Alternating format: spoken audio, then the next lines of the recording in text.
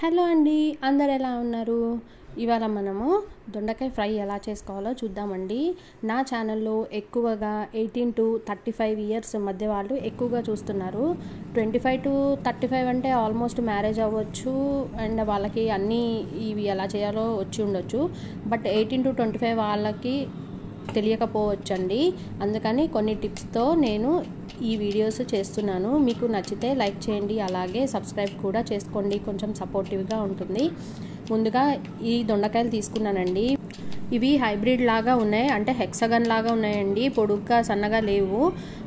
ఇవి ఎప్పుడు తీసుకున్నా సరే లోపల పండిపోయి ఉండవండి. పొడుగ్గా సన్నగా ఉన్నవి అక్కడక్కడ పండిపోయి మధ్యలో ఎర్రగా ఉంటాయి. బట్ అవి కూడా తినొచ్చు.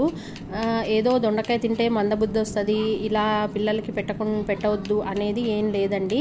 ఇవి మనం పుష్కలంగా తినొచ్చు. దొండకాయలు పండినా సరే బాగుంటాయి. అవి మనం పచ్చడికి కూడా వాడుకోవచ్చు. చూడండి, ఇలా రౌండ్గా కోసుకున్నాను. ఇవి ఇంకా మీకు లావుగా ఉన్నాయి అని అనిపిస్తే మీరు దీన్ని ఇంకొక హాఫ్ కింద కూడా కోసుకోవచ్చు.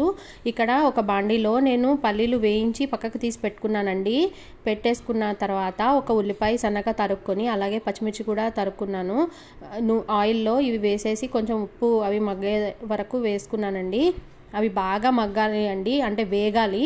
వేగితే అప్పుడు మనకి కూర రుచి వస్తుంది. వేగిన తర్వాత మనము కట్ చేసి పెట్టుకున్న దొండకాయ ముక్కల్ని వేసేసుకోవచ్చండి.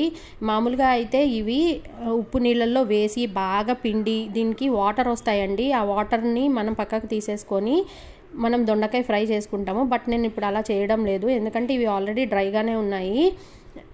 ఇప్పుడు దీనికి కావాల్సిన స్పెషల్ పొడి తయారు చేస్తున్నానండి.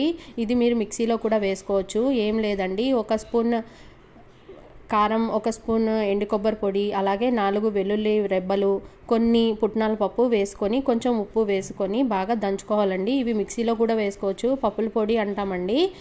నేను ఇలా కొంచెం ముద్దగా చేసుకున్నాను. తీసి పక్కన పెట్టుకుందాము.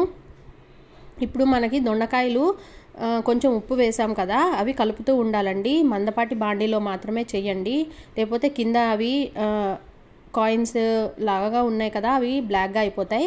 ఇప్పుడు కింద కొంచెం అడుగంటుతుంది చూసారా, అలాగే దొండకాయ ముక్కలు కూడా మనకి తగ్గినట్టు అనిపించాయి. ఇప్పుడు ఏం చేద్దామంటే అన్నీ పక్కకి పెట్టేసి కొంచెం మధ్యలో స్పేస్ ఇచ్చి, ఇప్పుడు మనము పొడి మసాలా కొట్టుకున్నాం చూడండి, దాన్ని మధ్యలో పెట్టి కాసేపు మూత పెట్టి మగ్గించేసుకుందాము. అప్పుడు ఏమవుతుందంటే ఆ ఫ్లేవర్స్ అన్నీ ముక్కలకి పట్టుకుంటాయి. ఇప్పుడు చూడండి, మీకు కొబ్బరి ఇవన్నీ వేసాం కదా, వాటిలోంచి ఆయిల్ బయటకు వస్తుంది, అంటే మనకి దొండకాయ వేగిపోయినట్టు, అలాగే మసాలా కూడా బాగా వేగినట్టు అండి. ఇప్పుడు దీంట్లోకి కొంచెం ధనియాల పొడి 1/2 స్పూన్ వేసుకున్నాను. అలాగే ఉప్పు చూసుకొని వేసుకోండి, సరిపోకపోతే కారం కొంచెం వేసుకొని పక్కకు తీసి పెట్టుకున్న పల్లీలు అలాగే కొత్తిమీర కూడా వేసేసుకుంటున్నానండి. కరివేపాకు కూడా వేసుకోండి, బాగుంటుంది. ఇప్పుడు దీని కాంబినేషన్గా మజ్జిగ చారు కానీ, సాంబార్ కానీ, అలాగే రసం కానీ చేసుకుంటే చాలా బాగుంటుంది. క్రంచీగా ఉండే దొండకాయ 65 కూడా చేశానండి, ఛానల్లో ఉంటుంది, డిస్క్రిప్షన్లో లింక్ ఇస్తాను, తప్పకుండా వాచ్ చేయండి, అలాగే సబ్స్క్రైబ్ కూడా చేసుకోండి.